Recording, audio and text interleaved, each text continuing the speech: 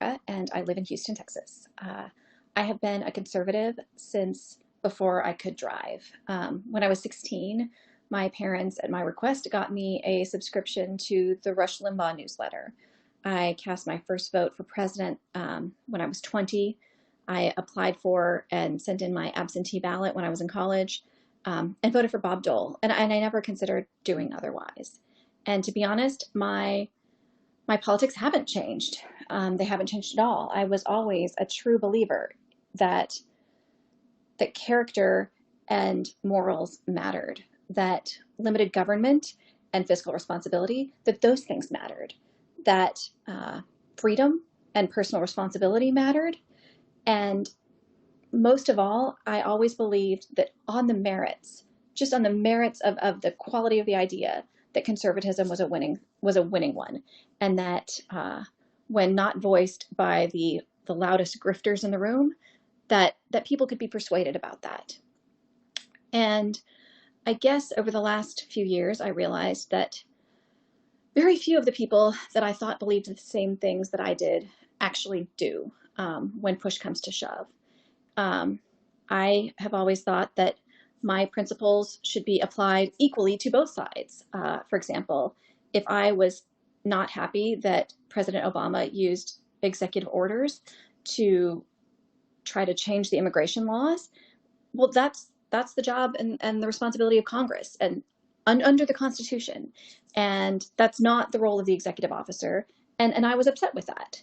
So when President Trump, for example, tries to use an executive order to change the law regulating social media companies, well, I'm against that too.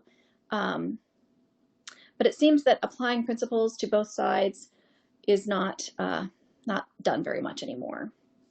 I guess for me, now we have Trump, and my biggest issue with Trump is not how thin-skinned and petty he is, or just the ignorance or ego or his,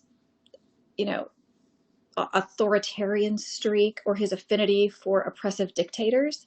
My biggest issue with Trump is the constant barrage of lies. And not just the lies that can be, easily disproven, but the kind of corruption that taints, in the minds of many, what conservatism even really is.